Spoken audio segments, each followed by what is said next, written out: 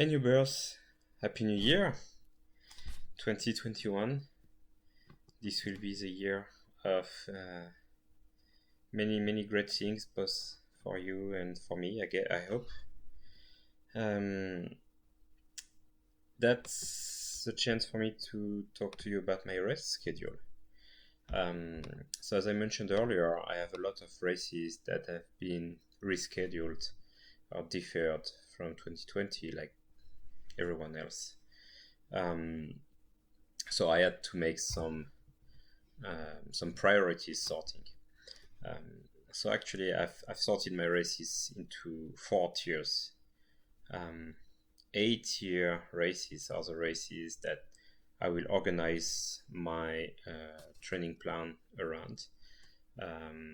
So not necessarily aiming for a PR on this specific race, but clearly trying to be in the ideal conditions to enjoy this race the most.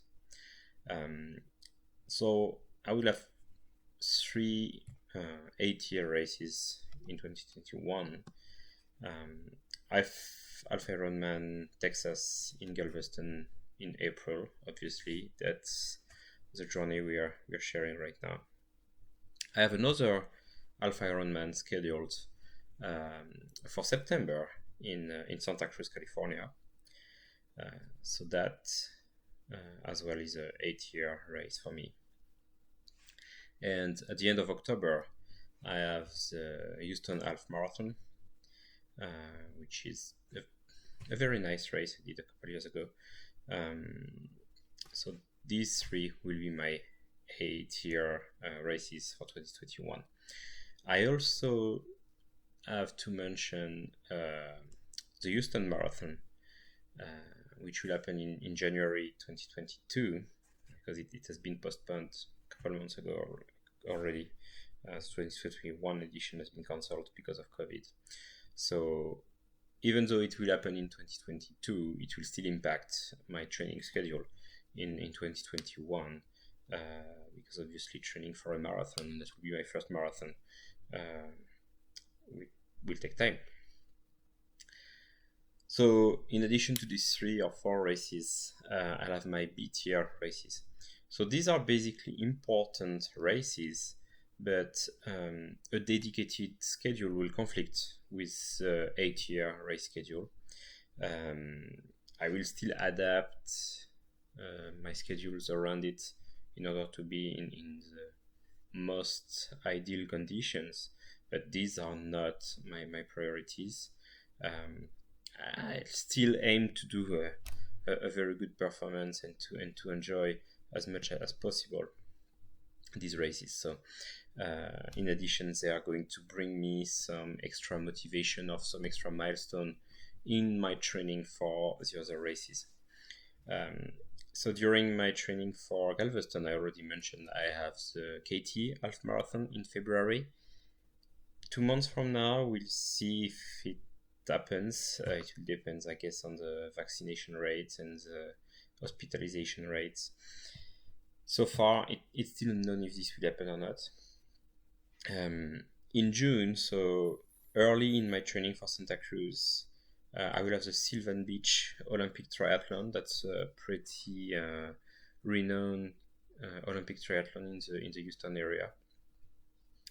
And in December, so a few weeks before the Houston Marathon, I will have a half marathon in Galveston, Santa Hustle Series. This was my first half marathon a few years back, so it will be nice to go back, and test myself on a course I know. It starts from the Moody Garden, just like Alpha Ironman Texas. The half marathon course is very different, though. We take the sea walk and we go along the sea, while in the Alpha Ironman it's just 3 circles around the Moody Gardens. Then there are C-tier races. So mostly these are races that have been deferred from 2020. Basically, they are just going to be practice races. I will have low pressure on that. but maybe they will help me be into the right mindset, and just again practicing transitions, practicing race conditions, pacing, things like that. So I've already mentioned in a previous video in March the Kolache Factory run, a 10K run a few weeks before Galveston. This will be a nice one because my 7-year-old son will race his first 5K during this event, and my 5-year-old daughter will run a 1K, which she already ran 1Ks in the past. In October, early October, so just a few weeks after, basically in between Alpha Ironman Santa Cruz and the Houston Half Marathon, there's the Bolivar Peninsula Olympic Triathlon. So it's a new event because the organizers had some issues this year with the Cross Creek Ranch in Katy, where they were holding the Oktoberfest. So they moved that to the Bolivar Peninsula. We'll see. I think it should be interesting, and it will allow me to close my triathlon season by something else than a half Ironman. So it will be a nice low pressure race. And in November for Thanksgiving, I'll have the traditional Houston Turkey Trot, so a 10K. Again, it should be early in my marathon training, so just to keep me fresh. And in D-tier race, these are races that actually I might not even do. These are deferrals from 2020, but they got cancelled, or they still need to find a new date, eventually a new venue. Some of them are conflicting with my vacation plans, some of them are conflicting with each other. So, and these are not as nice races as the others. So in May, basically just a few weeks after Galveston, there's Springs Back Olympic Triathlon in Pearland, and in July I have 2 sprint triathlons, which are back to back. 1 week apart. Shadow Creek Ranch, which might actually be in a new location, and Cypress Sprint Triathlon. Cypress I might still do, in part because my son is also registered to that triathlon in the kids category. But so these are my 3 D-tier races. What else? Challenges. Yeah, I don't do resolutions ever. I used to a few years ago, and like everyone else, by the end of January, these resolutions are dead. So what I do now are challenges. So I set myself for a few challenges to keep me busy through the year. Last year I had 16 challenges, managed to achieve 14 of them. One I just couldn't achieve because COVID cancelled all races. And another one, it was a set time for the half marathon. I lost it by 28 seconds, but I only had the ability to race 1 half marathon last year. So maybe if I had the races in November or December, I might have completely reached that. So that's a benefit as well of doing challenges rather than goals or objectives, that you don't have any regrets if you just progressed. You did good, you went close, that was a good challenge. You can't nail all of your challenges, but that's it.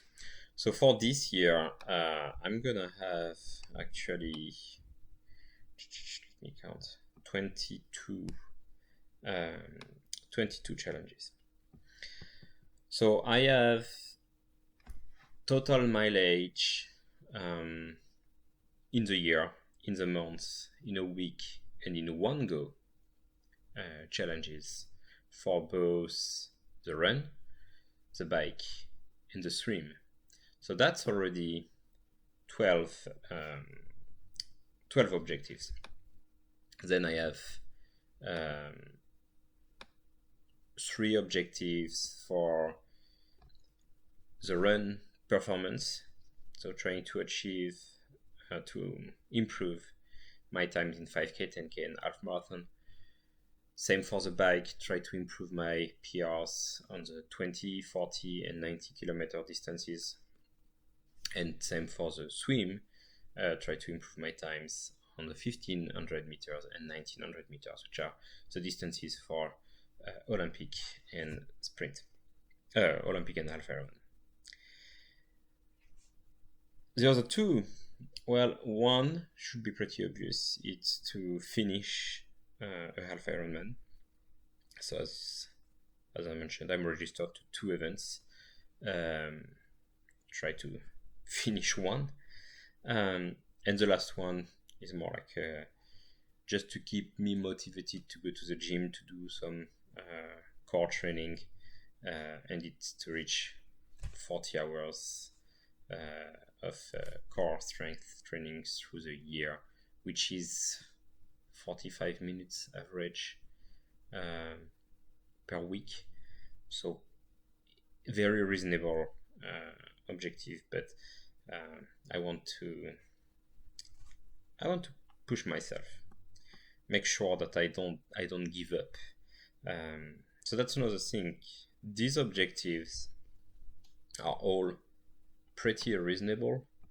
I don't really expect to fail any, and if I do fail, I expect not to fail by much. So that will just keep me engaged through the year, and make sure that I keep progressing. I've progressed a lot from 2019 to 2020. I need to keep progressing from 2020 to 2021 and further.